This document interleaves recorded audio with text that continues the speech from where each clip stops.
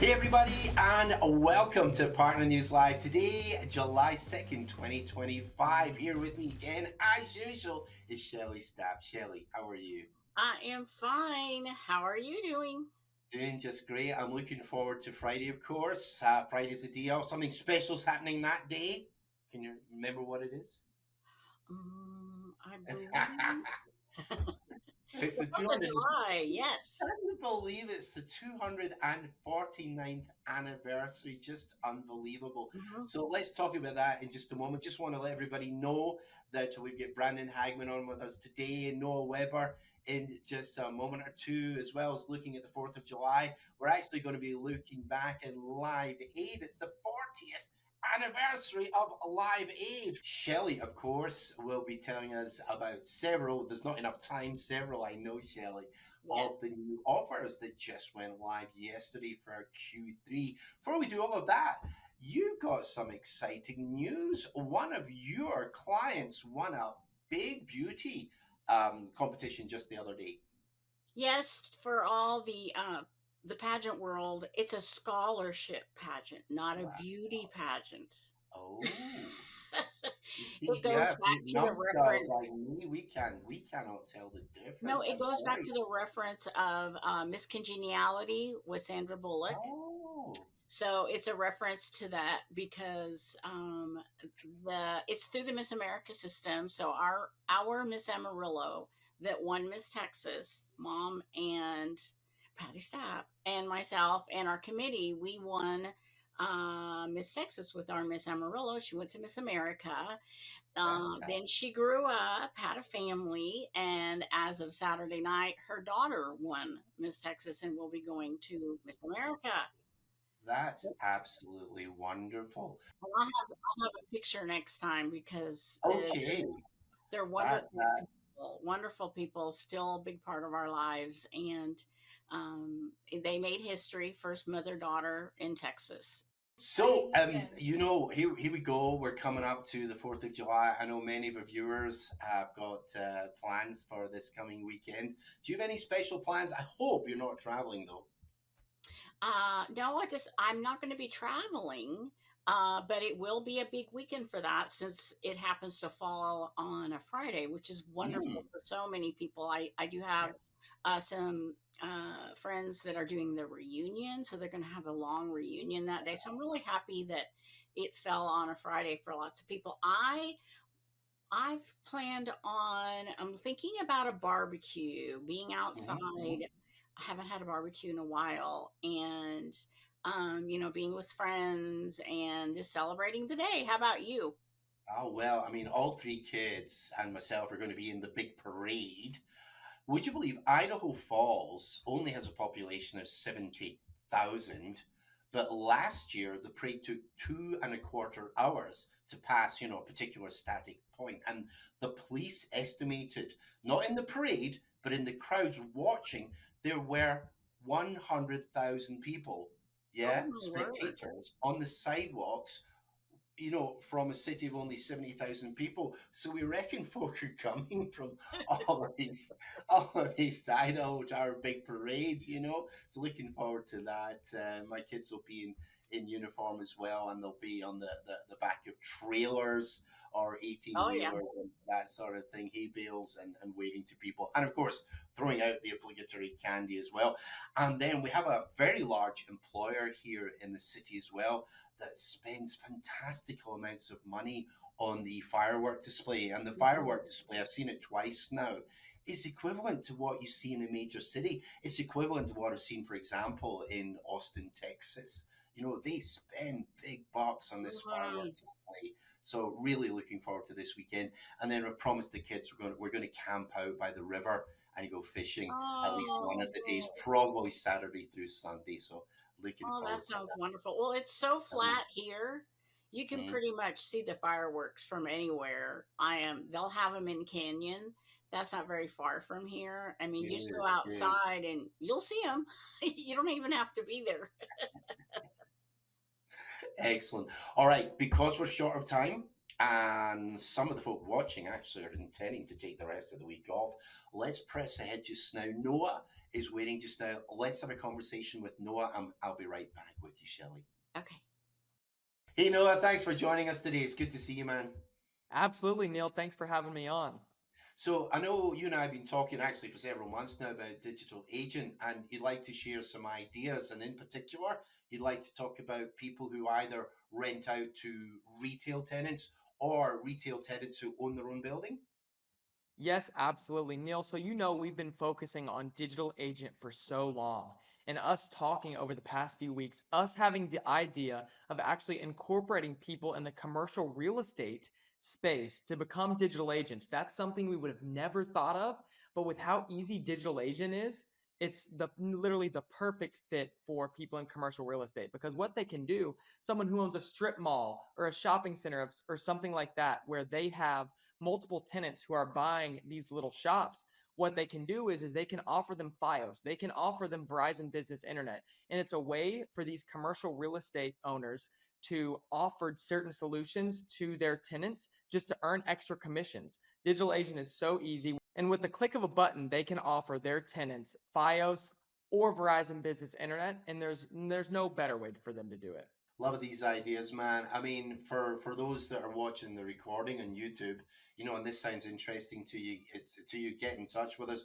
For those of you our existing agents, watching this live just now, there's more ideas for you. Do some upselling, cross selling, whatever you want to call it, with these extra ideas. And of course, you don't need to have the deal registration and all the paperwork that is often associated with selling products. No, Weber, listen, thanks for coming on, man. Appreciate your time. Absolutely. Thank you for having me. Let's watch the recording. Usually we leave this toward the end. Let's watch the recording of Brandon Hagman, and then you can jump in with your selection of new offers. Okay. So again, Shellie, I'll see you in just a moment or two. Okay, great. Wanted to go through some of the Verizon system enhancements that came our way a couple weeks ago and go through some of the new features that we do have inside B360. So for those of you that are B360 users, this one is going to be pretty beneficial to you. When you go into an account, number one, we want to make sure that we enter the account to use these features with the authentication pin from the point of contact. So you want to go ahead and do that. Also, for some of these things, we have noticed that the Verizon agents are asking for an additional pin to be sent to the customer. So if you're going to be using any of these features and doing some of the changes that are available to us, just know that you might have to have the customer provide you with another pin. Overkill in our opinion, but right now that's what they're asking for. We definitely want feedback on these things. So with these features being new, we've not really had a chance to go through and try everything. So if you do have a situation where you think some of these things may be beneficial to you and your customer, definitely let us know your experience. If you have any issues or want to screen share with us while you do these, definitely reach out.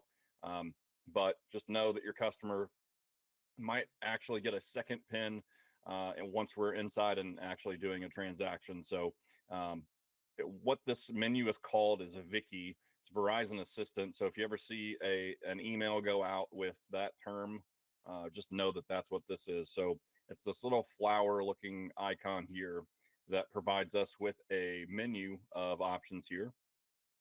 So the first one we're going to cover is Smart Links. This basically sends a link directly to the mobile number that you select from the account. So it could be any of these on whatever account you're looking at. And then it also asks what smart link you want to send them. So basically what this is doing is sending them a login for My Biz and allowing them to go in and do whatever they need to do. So it could be setting up a payment. It could be approving a transfer service, which that one could be awesome for us. It could be, you know, asking about a port request or changing their number or anything like that. So, there's a lot of different options here. We won't go through all of them, but there's a lot of cool features here that, instead of just trying to step them through signing into My Biz, you can send them a link that actually gets them directly to where they need to go without having to give them like 10 steps of how to get there. So this is pretty awesome. And we've had some pretty good success with that with a bill payment. So just to kind of give you a heads up that this does work, and it is a good feature that we've used. When you're using these menus, just make sure that you're keeping track of where you're at. The easiest way for me is to actually clear out your history as you go. So if I hit clear, it just removes the smart links menu that I just clicked on. The next thing that we'll cover is called BGCO chat. This is great for those of us that are used to doing get support tickets, and get support, as far as we know, is not going anywhere, but this allows us to chat directly to some of the representatives that would be answering our get support tickets. So this is for different things that are happening on an account that we may need to get resolution for. So it could be any of these options listed here. So a DPP transfer. It could be anything from registering for my biz. It's awesome for some of the customers that aren't able to log in. Number changes, pending order removals. This one's huge. So a lot of these, we've noticed that these are the ones that ask for a pin to be sent back from the customer to verify that they're going to be doing some of these things.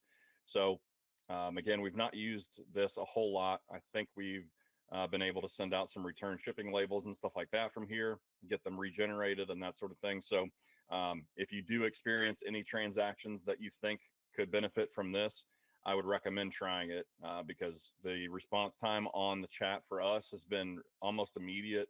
You'll get in touch with a representative that can step you through whatever it is that you're trying to get accomplished for the customer and the account. And then they'll be able to help you and guide you of either getting it completed or help you what the next steps would be. So definitely check these out if you're ever in the need of filing a get support ticket, or there's something going on an account level that you need to get looked at. You can definitely come into this menu and see if that option is here and go ahead and give it a shot. Again, we can still do a get support ticket if needed. Those, it's just an email, so it's all based on when they're able to get to it and that sort of thing. So this is a lot quicker option to get to a service representative for some of the more basic things on the account that we need to get resolved before being able to process an order, or whatever it is that we're doing. The next thing, we have another link to get to quick tickets. So quick ticket would be B360 is experiencing an issue. You're getting some kind of error that doesn't really have much to do with the account. It's something weird that you're getting, like a different language or something like that pops up, or an error that you don't really recognize that doesn't really have anything to do with the transaction that you're trying to complete. So on here, it gives you the option of selecting like where the screen, where the error happened, or what screen you were on when you saw the error, the profile ID, what transaction you were trying to do. So it's anywhere from, just looking at the account, ordering a quote, trade in, the primary issue.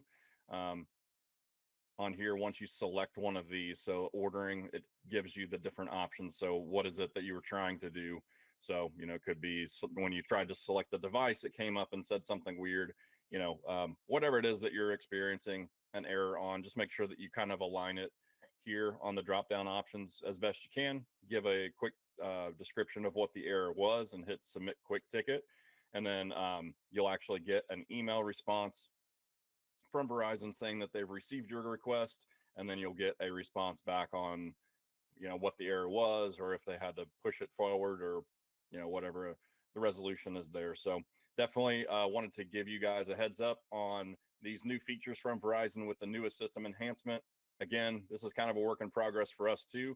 The menus are all new, so we're trying them out and kind of the guinea pigs for this whole thing. So if you guys get a chance to try them out, definitely let us know your experience. If you'd like to have us guide you through them, or just be there and kind of step through it together, we're more than happy to do that. All right. Thank you, Brandon Hagman, with his usual message. We'll see him again in 2 weeks' time. All right, Shellie, I know there are something like, what is it? Is it 14 offers? Just went live yesterday. Obviously, we're not going to make people's ears bleed by reading them all out, but I know you've cherry picked just a few to share with folk. Thanks, Neil. There are actually 14 new offers this quarter, and in a return to the good old days.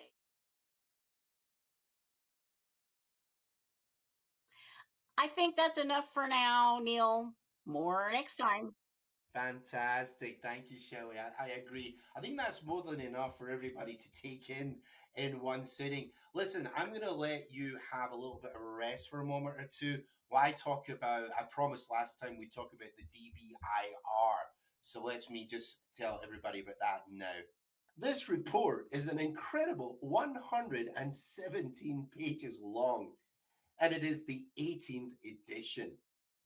If you'd like a copy, you can easily get it from Verizon, verizon.com/DBIR, or write to me at neil@connectus.com, and I will happily send it to you.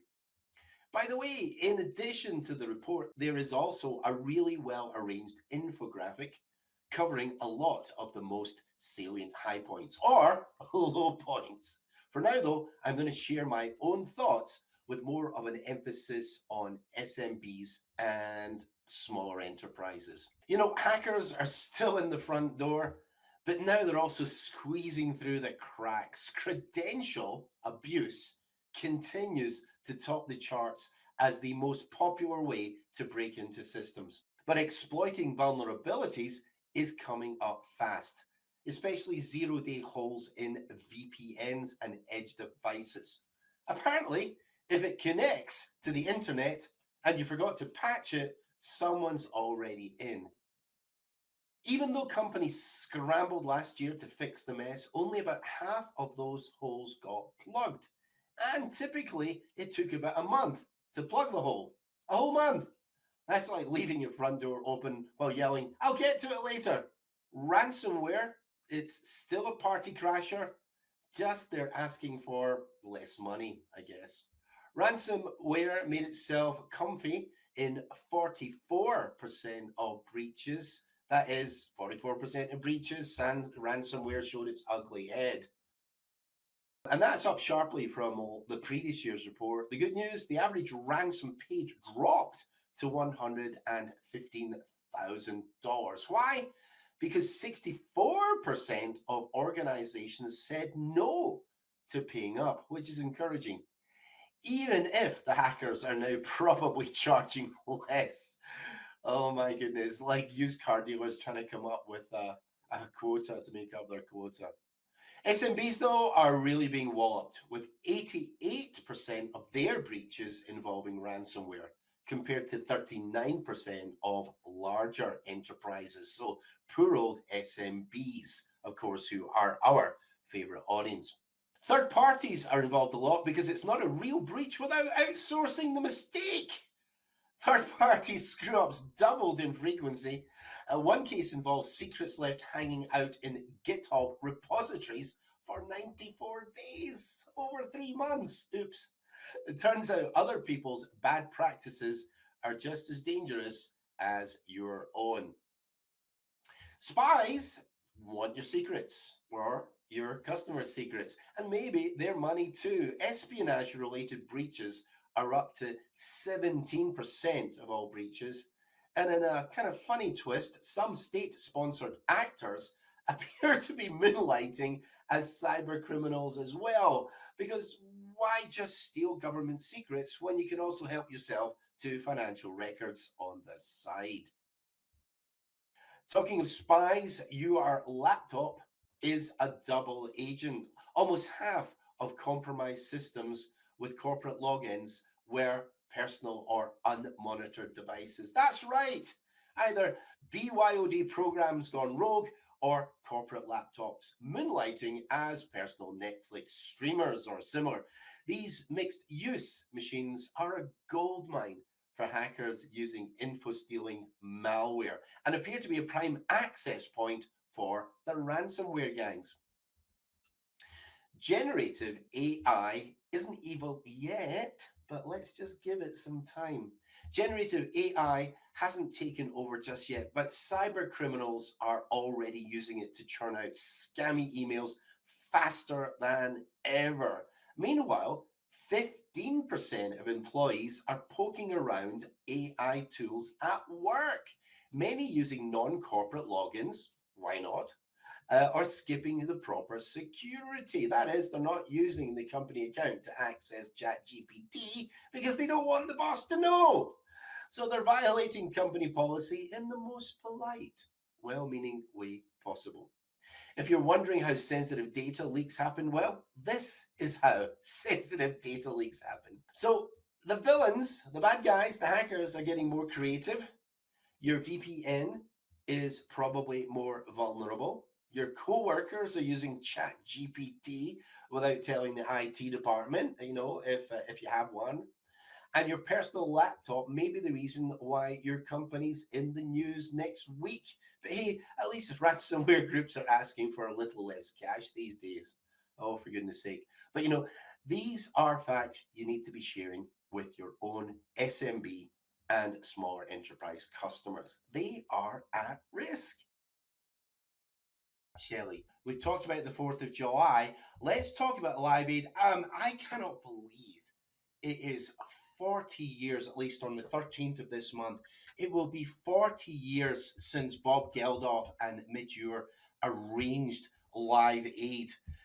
Live Aid was only meant to be inside the United Kingdom, and it was going to be live broadcast by the BBC from Wembley Stadium, which is the largest soccer stadium in the south of England as well. But then Hal Uplinger, my goodness, he jumped in with only, I think, 3 weeks before the actual show.